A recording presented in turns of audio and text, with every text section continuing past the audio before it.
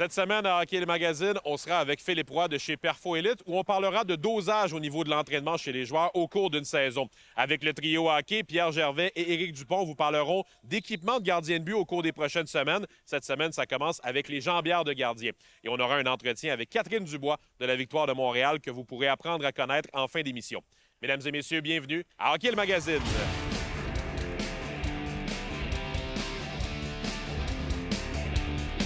Hockey le Magazine est présenté par Sport Rousseau, Hockey Expert et l'entrepôt du hockey. En collaboration avec Accès Physio. Ayez accès à la même qualité de soins que les athlètes de haut niveau. Et par la plus grande dynastie. En vente partout, dès maintenant. Cette semaine, Hockey le Magazine a le plaisir de se retrouver à nouveau avec notre collaboratrice Catherine Laroche de Ego sans Ego qui est avec nous. Catherine, cette semaine, tu avais envie de nous parler du travail que tu peux faire avec des adultes aussi et pas seulement des jeunes parce que depuis qu'on te connaît l'an dernier, tu nous as beaucoup parlé du travail que tu fais avec de jeunes hockeyeurs dans un vestiaire. Il y a également un travail que tu fais avec la génération qui est au-dessus pour faire avancer des mentalités aussi. Oui, bien comme je disais l'année passée, le noyau doit être solide. Si on veut que les jeunes joueurs changent la mentalité, changent les comportements toxiques, il faut que tout le noyau suive. Donc, il faut que les entraîneurs, il faut que l'organisation, il faut que les dirigeants aient cette même lignée-là. C'est souvent, en fait, les premiers à devoir changer pour que ça puisse découler vers le bas ensuite. Exactement, puis c'est un peu la problématique que je voyais l'année passée. Donc, c'est pourquoi on a monté des ateliers puis des formations. C'est que la plupart des jeunes joueurs avaient vraiment la volonté de changer. Il y en a beaucoup de 15-25 qui sont tannés de porter ces étiquettes-là. Puis là, bien, j'arrivais dans des chambres, puis des fois, c'est là, la problématique ne provenait pas nécessairement des joueurs, mais de cette vieille mentalité-là. Puis tu sais, j'en ai parlé l'année passée aussi. Les entraîneurs, ils ont beau avoir toute la volonté du monde. Des fois, c'est un manque de capacité, c'est un manque de connaissances. Donc, ouais, on a décidé de monter quelque chose, là. Justement, ces ateliers-là, ces formations-là, qu'est-ce que c'est concrètement? De quoi vous voulez parler avec ces dirigeants-là ou ces entraîneurs-là, comme on peut le dire? Bien, il s'appelle Space Holder, dans le fond, l'atelier. C'est vraiment pour être en mesure de tenir l'espace parce que, tu sais, un entraîneur, un dirigeant, peu importe qui est dans la vie de ce jeune athlète-là, va être un modèle autoritaire de plus. Donc, c'est comme un parent, là. Donc, peu importe comment on va apporter les choses, ça va jouer sur l'estime de soi. On le sait qu'il y a beaucoup d'entraîneurs qui peuvent autant augmenter l'estime, mais la détruire en 2 secondes aussi. Donc, c'est vraiment être en mesure comment intervenir auprès d'eux, comment communiquer. Puis, dans la formation, bien, c'est de faire une introspection également, là, parce que, tu sais, souvent, ce qu'on va arriver avec l'être humain, l'humain, il va projeter. Donc, s'il y a des peurs ou s'il y a des jugements, au lieu de nommer la réelle émotion ou qu'est-ce qui dérange à l'intérieur, il va projeter ça sur le jeune joueur et c'est là que le jeune joueur va manquer d'estime, va se sentir coupable. Donc, c'est vraiment de travailler ça, de travailler pour que le jeune ait un espace sécuritaire, de pouvoir évoluer dans son parcours d'athlète. Et tu as fait évoluer ces formations-là aussi, je crois, avec Hockey Canada, même avec qui tu vas aller donner certaines formations et aller participer à des congrès qu'ils organisent. C'est intéressant de parler de Hockey Canada parce que dans les dernières années, Hockey Canada a eu mauvaise presse et on sait tous les raisons. Ça avait raison à l'époque d'avoir mauvaise presse, mais Hockey Canada semble avoir un réel désir de faire évoluer des choses qui ont moins bien été dans les dernières années. Oui, bien exactement. Là, du fait que je peux aller donner ça, tu sais, pour moi, là, peu importe les raisons pourquoi les gens m'engagent, moi, tant que j'y vais, puis tant que je peux aller porter de cette vérité-là que je possède moi-même. Donc, tu sais, c'est vraiment d'aller leur montrer aussi qu'il existe d'autres vérités, qu'il existe d'autres chemins à prendre. Puis, tu sais, c'est souvent challengeant, là, on va se le dire. Tu sais, déjà, en partant, c'est tout le temps facile de travailler sur l'autre plus que sur soi-même. Donc, en tant qu'entraîneur, en tant qu'adulte, des fois, c'est comme nous, on a tout vu, on a tout connu, mais non. Puis, on peut autant apprendre des jeunes que les entraîneurs vont leur donner aussi et je vais dire ça en tout respect pour ce que tu es, ce que tu fais comme travail aussi, mais quand ils te voient arriver, il doit y avoir un côté aussi où ils se disent qu'est-ce qu'elle va nous apprendre réellement, puis j'enlève absolument rien de ce que tu sais, mais ça doit être un peu confrontant pour les entraîneurs de te voir arriver aussi. Mais oui, absolument. Bien, ça dépend lesquels. Comme je dis, il y en a qui sont remplis de volonté, qui veulent vraiment faire avancer ça, qui veulent être présents pour leurs joueurs. J'ai assisté auprès d'entraîneurs magnifiques, honnêtement, là, qui avaient vraiment le cœur dans qu'est-ce qu'ils faisaient. Mais oui, c'est sûr que quand c'est pas eux qui ont décidé que j'arrive, c'est sûr que c'est tout le temps un peu choquant, mais en même temps, ils voient quand même rapidement que, tu sais, mon intention est vraiment d'aider. Oui, quand j'approche les athlètes, je dis tout le temps que je travaille l'humain derrière l'athlète, donc notre approche peut effectivement fonctionner un peu partout, là. Catherine, merci beaucoup pour ces enseignements-là, puis on se retrouve très bientôt. Merci à toi. On est cette semaine chez Accès Physio avec Marjolaine pour parler de blessures et de croissance chez les jeunes. Quand on parle de jeunes, on parle d'adolescents, mais aussi d'enfants. Marjolaine, c'est une situation que tu surveilles beaucoup. Est-ce que tu aurais des conseils à donner aux parents pour justement surveiller ces blessures-là qui peuvent arriver lors de la croissance? Oui, en fait, avec les jeunes, on a une croissance environ qui atteint un pic à environ 12 ans chez les filles, puis environ à 14 à 16 ans chez les garçons. Cette croissance rapide-là peut permettre d'avoir un déséquilibre musculaire puis causer beaucoup de blessures. Chez les jeunes hockeyeurs, on voit souvent des horaires très, très chargés, puis on peut amener une certaine surcharge au niveau des muscles, des articulations, puis ça peut vraiment créer des douleurs puis des inconforts qu'on veut traiter le plus rapidement possible. Tu parlais de blessures. Est-ce qu'il y a des blessures que tu vois particulièrement davantage que d'autres? Oui, en fait, avec les jeunes, c'est souvent la plaque de croissance qui est la plus fragile. En fait, fait que c'est important de vraiment regarder ça particulièrement. Puis souvent, il va y avoir beaucoup plus de fractures versus plus des blessures au niveau des ligaments qu'on voit plus chez les adultes. Donc, on veut vraiment s'assurer de vérifier ça comme il faut. Là. Marjolaine, évidemment, consulter un physiothérapeute peut être la bonne chose à faire pour prévenir ce genre de blessures-là? Oui, la grande majorité des physiothérapeutes peuvent prescrire des radiographies dans les 72 heures post-accident. Donc, c'est super important de bien venir en physiothérapie pour évaluer, traiter et prévoir un retour au jeu de façon sécuritaire. Merci beaucoup, Marjolaine. Salut les gars! Hey, salut Alex! J'ai trouvé cette carte-là cette semaine. Oh, Stature! Ça fait pas super longtemps qu'ils le font, ça fait à peu près 4 ans, OK. puis c'est devenu mon produit préféré, pour vrai.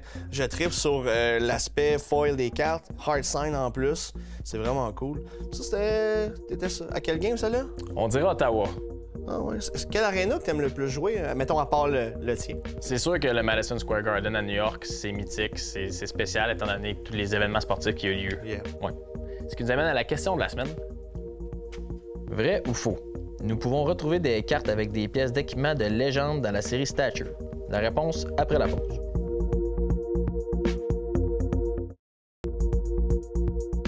Avant la pause, on vous demandait s'il était vrai ou faux que l'on pouvait retrouver des cartes avec des pièces d'équipement de légende dans la série Stature. La bonne réponse est vraie. J'ai déjà vu des cartes avec des morceaux de chandail. Dans Stature, c'est quoi les morceaux d'équipement qu'on peut retrouver? La majorité des cartes, ça va être des morceaux de patch. Fait que sur le logo, on va couper une partie, on va la mettre dans la carte. En plus, on peut en retrouver surtout des légendes avec des morceaux de gants ou des morceaux de bâton en plus. Oh wow, j'imagine que ça doit être assez rare. C'est très intéressant les gars, merci beaucoup. Merci. On est de retour cette semaine chez Perfo Elite avec Philippe Roy. Philippe, cette semaine, tu avais envie de parler de dosage d'entraînement au cours d'une saison. Tu as utilisé le terme micro-dosage, mais c'est de manière générale de dire qu'on veut limiter les charges d'entraînement au cours de la saison. Il y a une fine ligne à trouver quand même. C'est là que ton rôle entre en ligne de compte pour trouver cette ligne-là. Ça revient tout le temps encore aux capsules qu'on a mentionnées de charge de travail, de récupération, d'optimisation puis de gestion de la fatigue, mais c'est exactement là-dedans. Donc là, un peu plus appliqué sur le terrain. Souvent, on va voir des athlètes qui vont vouloir s'entraîner 3 fois, 4 fois semaine, 2 fois semaine pendant la saison, mais des séances de 60 minutes, 70 minutes. C'est taxant sur le corps. C'est très taxant sur le corps, mais aussi ça devient néfaste au bout de la ligne parce que souvent, ces athlètes-là ne vont pas avoir les outils nécessaires pour optimiser leur récupération, tracker leur sommeil ou tout simplement l'état de fatigue. Donc, c'est là, à partir de là, que le fameux micro-dosage vient intéressant, donc beaucoup plus efficace dans un contexte d'optimisation des acquis, de développement, mais aussi de maintien. Donc, dans une saison, c'est les goals qu'on veut venir chercher. Est-ce que tu as du travail à faire avec les athlètes, par exemple, qui font un entraînement de 20 minutes puis qui, après ça, te disent « Hey, j'aurais envie de continuer, je me sens encore capable de continuer », puis de là, de leur dire « Oui, mais on va quand même arrêter ». Ça c'est le côté le plus difficile à leur faire comprendre parce que eux, c'est des machines, veulent pas, sont capables de performer, sont capables d'en faire plus, puis ils ont été un peu, veulent pas, éduqués dans une optique de si je suis pas fatigué ou si je suis pas tout simplement complètement exténué. Là, ouais. Exténué ou littéralement, il y en a que c'est « Ah, j'ai pas sué, j'ai pas vomi aujourd'hui, ça m'est déjà arrivé ». Puis ça veut dire que c'est un mauvais entraînement. Exact. Ou que tout simplement, le lendemain, je ne suis pas courbaturé, ça n'a pas été bon. Mais si tu es courbaturé, c'est parce que il y a quelque chose que tu n'as pas fait de correct. Donc, c'est quelque chose de super important à enseigner et à éduquer les enfants, les étudiants, les athlètes, mais aussi au niveau des parents. Donc, des gestions de charge de tout simplement 20, 30 minutes, puis de leur faire comprendre aussi avec peut-être des chiffres, des datas. Donc, nous, c'est ce qu'on va vraiment focaliser avec les athlètes. Donc, de tout simplement leur montrer, exemple, le fameux score de readiness ou le score d'index de force réactive. Donc, regarde, aujourd'hui, tu es là, on fait juste ça, puis regarde, voilà pourquoi, tu lèves moins que la semaine passée. Ou, fait que là, on peut tout le temps venir jouer avec ça, puis là, OK, oui, c'est vrai, je ne me rappelais pas de ça. Puis là, s'ils voient dans leur face, en quelque sorte. Donc, avec des chiffres, de façon concrète, bien, c'est plus facile à leur montrer. Bon, je comprends que pendant l'été, évidemment, la charge de travail dans le gymnase va être plus élevée. Ça tombe de nature parce qu'on est moins souvent sur la glace. Pendant la saison, ça va être un peu moins dans le gymnase. Mais est-ce que c'est la même répartition, par exemple, entre l'automne, le milieu de la saison, la fin de la saison? Est-ce que tu adaptes beaucoup de choses entre le mois d'octobre, par exemple, puis le mois d'avril-mai? Comment tu gères ce côté-là? Ça va être très différent, mais des fois, ça peut être aussi similaire dans le sens qu'on va prendre l'étape numéro 1, on va prendre le calendrier de l'athlète, donc ou de l'équipe, qu'on va faire la gestion.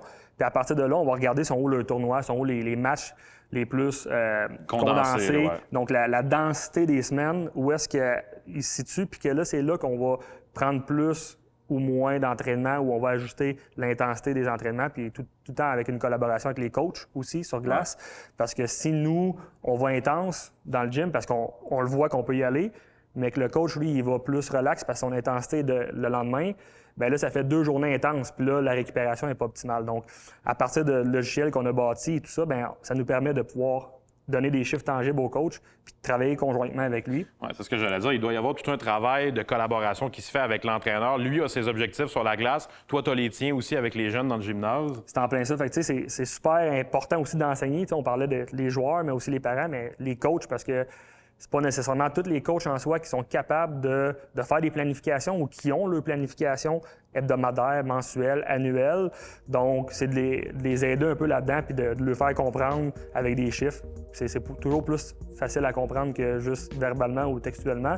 Donc, à partir de là, bien, c'est vraiment une gestion de la charge de travail des athlètes puis de voir un peu comment est-ce qu'on peut ajouter le tout. Au pire, tu auras juste à envoyer la capsule d'Hockey le Magazine aux entraîneurs. Ils vont avoir le message. Aussi simple. Merci beaucoup, Philippe.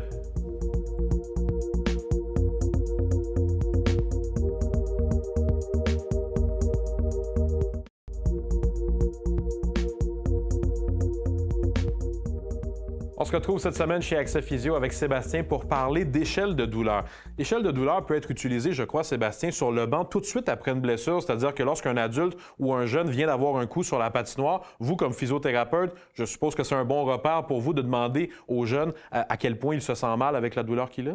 Oui, exactement. On va utiliser la fameuse échelle de douleur de 0 à 10, l'échelle où on va essayer de quantifier la quantité de douleur qu'on a, 0 étant aucune douleur et 10 étant la pire douleur imaginable. On s'en va en ambulance, ouais. Bien, exactement. Puis c'est aussi ce que les gens peuvent utiliser par eux-mêmes s'il n'y a pas nécessairement un thérapeute disponible sur le bord du banc.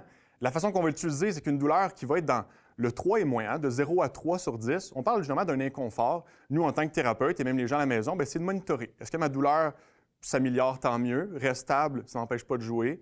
S'aggrave, oups, là, il faut peut-être que je change de ma façon de gérer ça, parce que si je tombe du 4 à du 6 sur 10, on est mieux d'arrêter de jouer à ce moment-là. C'est bien certain pour ne pas risquer d'aggraver la condition. Et si finalement, on dépasse ça, on tombe dans le 7, 8, évidemment 9 et 10 sur 10. Là, dans certains cas, il faut aller à l'hôpital même dans un 8 à 10 sur 10. C'est quelque chose qui est plus grave. Là. Puis je suppose qu'il doit y avoir des risques lorsqu'on est, par exemple, à 2 ou à 3, que si on continue à jouer, bien là, on peut tomber dans une zone de 4 à 6 et rarement redescendre de cette zone-là ensuite. Là. C'est certain, si on est à 2-3 sur 10, on ne dit pas juste « bon, parfait, continue comme Ouais. ça ». On va monitorer, on va s'assurer avec l'athlète, avec le jeune ou l'adulte, que ça reste dans du 2-3 ou que ça diminue même, parce que si ça s'aggrave, il faut qu'on change notre façon de gérer. Bien, Sébastien, merci pour l'échelle. Ça donne l'exemple un peu aux gens, peut-être qui n'ont pas la chance d'avoir un physiothérapeute sur le banc pendant un match, d'avoir cette idée-là en tête. Là. Exactement. Merci à toi. Cette chronique équipement est une présentation de Sport Rousseau, Hockey Expert et l'entrepôt du hockey. Bonjour à tous, bienvenue pour une capsule d'équipement en compagnie d'Éric Dupont, spécialiste hockey. Éric, pour les 3 prochaines semaines, on parle des gardiens de but. Oui. Et je crois qu'on commence cette semaine avec les jambières. Exactement. Ça n'a rien à voir avec les jambières, de même Patrick Roy, puis encore moins ceux d'avant. Ça a beaucoup changé au cours des dernières années. C'est vraiment une des catégories dans nos magasins qui fait vibrer le plus les gens. Qu'ils soient gardiens ou pas, tout le monde passe voir la sélection qui est en magasin. Puis c'est quand même impressionnant, la couleur, la sélection, les modèles. Mais avant de parler, tomber dans le vif du sujet, puis moi je serais curieux de savoir, as-tu une histoire, une anecdote à propos des jambières de gardiens de but que tu as vu dans ta carrière? Bien, j'ai une pas pire histoire, c'est que... À un moment donné, Martin Brodeur, on a notre camp d'entraînement Hockey Canada à Vancouver. Martin, cette journée-là, c'était en été, naturellement, et Martin avait un tournoi de golf, ou je ne sais pas trop. Il demande à sa conjointe de pacter son équipement de gardien de but qui est dans son garage.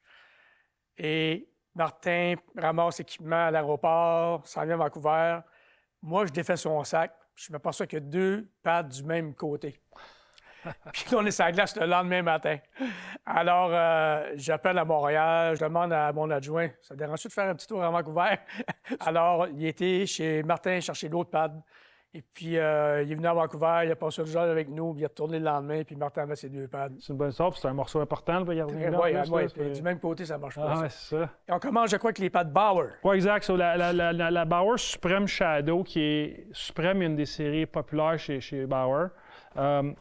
Technologie similaire à ce qu'on a vu dans le passé avec la série Mac, mais quand même quelques petits changements ici et là qui font que Bauer est vraiment le leader dans le gardien de but depuis quelques années. Puis encore une fois, avec cette jambière, la série Suprême, c'est vraiment un beau succès. Mm-hmm.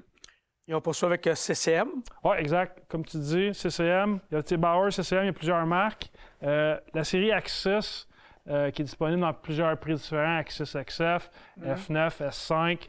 Encore une fois, pour un gardien peut-être un petit peu différent que la Suprême, mais nos conseillers en magasin sont là pour s'assurer que les gardiens de but, gardiennes de but, font le bon choix. C'est vrai, c'est important de dire gardienne de but, parce qu'il y en a de plus en plus. Tout à fait.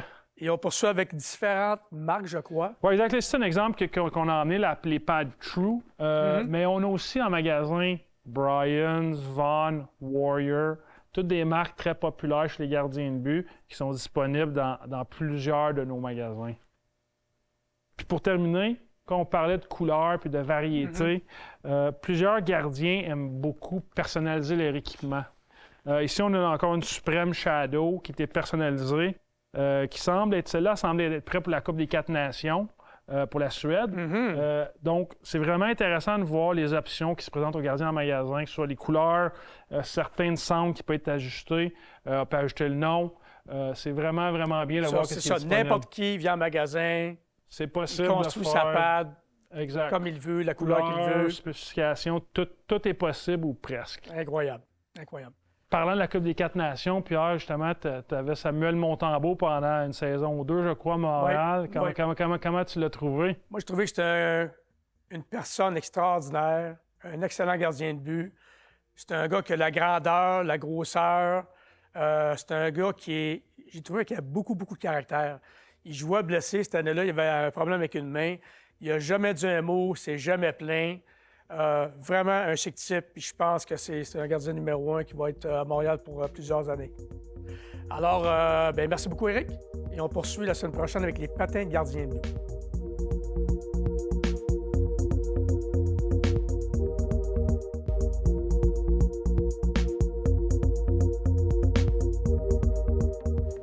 Cette semaine, Hockey le Magazine a le plaisir de recevoir l'attaquante de la Victoire de Montréal, Catherine Dubois, qui est avec nous, avec laquelle on va pouvoir revenir sur son parcours qui l'a mené vers le hockey professionnel et sur cette deuxième saison avec la Victoire de Montréal.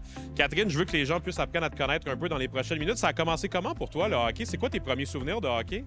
Mes premiers souvenirs, c'était sur la patinoire dehors avec mes 2 frères puis mon père. Je viens d'une famille de hockey, donc j'ai commencé en suivant mes frères. J'ai un frère qui est 1 an de plus vieux, donc on pouvait jouer une année sur 2 ensemble. Fait que je me souviens de ça. Puis quand tu as commencé à jouer dans le hockey organisé, est-ce que ça a été tout de suite avec le côté féminin? Est-ce que tu as joué avec les gars pendant longtemps? Comment ça a été les années de ton adolescence? Oui, j'ai joué au hockey avec les gars jusqu'à 15 ans quand même.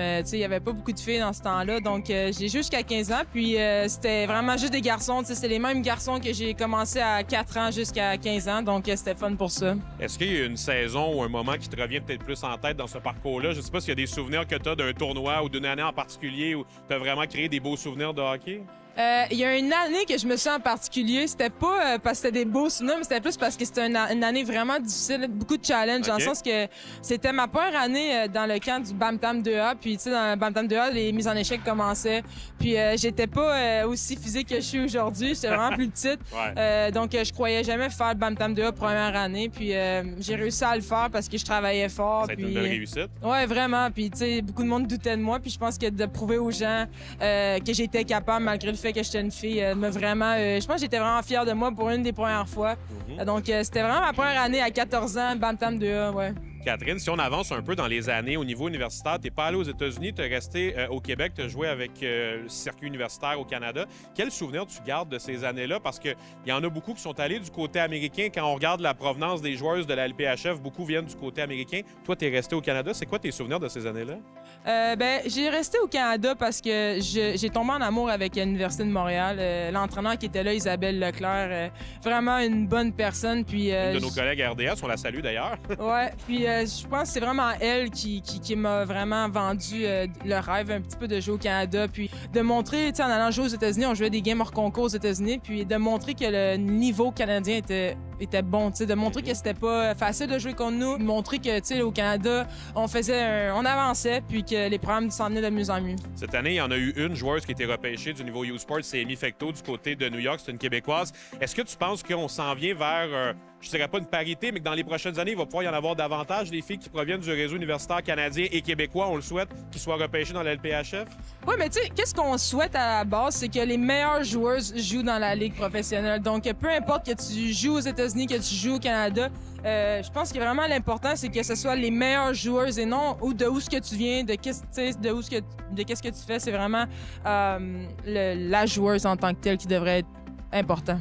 Catherine, si j'avance un peu, l'an dernier, tu as eu une année assez spéciale. Il s'est passé beaucoup de choses dans cette première année avec la formation montréalaise. Tu as eu un rôle qui a eu à augmenter au fil de l'année jusqu'à devenir une des joueuses importantes de l'équipe. Qu'est-ce que tu vas garder comme souvenir de cette première année-là où il s'est passé, je pense, un paquet de choses dans ta vie? Je pense que ce que je vais garder dans la tête, ce que j'essaie encore aujourd'hui de garder en tête, c'est que tout est possible. Peu importe de où ce que tu commences ou comment ça commence, faut juste jamais lâcher, puis que tu peux arriver à n'importe quoi avec n'importe quel background. Puis je pense que ce que j'essaie de garder en tête en ce moment, justement, que je peux réussir même si je commence difficilement. J'avais eu la chance de te rencontrer en entrevue l'an dernier. À ce moment-là, tout commençait. On savait pas comment ça allait se passer. C'était un avion qui se construisait en plein vol. De te voir maintenant avec l'uniforme de la Victoire de Montréal, avec une image de marque, avec une saison déjà derrière la cravate, il doit y avoir une belle fierté d'avoir passé à travers cette saison-là puis de faire partie de l'aventure inaugurale. Oui, c'est ça. Je suis vraiment fière, mais je pense que je suis vraiment reconnaissante. Tu sais, des fois dans la vie, je pense que c'est une affaire de bonne place au bon moment. Puis je pense que ça m'est arrivé. Puis j'essaie de construire là-dessus. Puis c'est sûr que je suis vraiment fière, mais je suis surtout vraiment reconnaissante. Catherine, on te souhaite la meilleure des chances pour la deuxième saison. On est content de t'avoir à Montréal, puis on vous souhaite le meilleur des succès avec la victoire cette année. Merci d'avoir été avec nous aujourd'hui. Merci beaucoup. C'est tout pour nous cette semaine à Hockey les magazines. La semaine prochaine, avec Éric Dupont et Pierre Gervais du trio hockey, on poursuivra sur les équipements de gardien de but, cette fois-ci en s'attardant aux patins de gardien. Avec Philippe Roy de chez Perfo Elite, on vous parlera de comment initier les jeunes à l'entraînement lorsqu'ils sont des adolescents et d'à quelle période c'est la meilleure pour amorcer un entraînement en gymnase. À la semaine prochaine! Hockey le magazine est présenté par Sport Rousseau, Hockey Expert et l'entrepôt du hockey. En collaboration avec Accès Physio. Ayez accès à la même qualité de soins que les athlètes de haut niveau. Et par la plus grande dynastie. En vente partout, dès maintenant.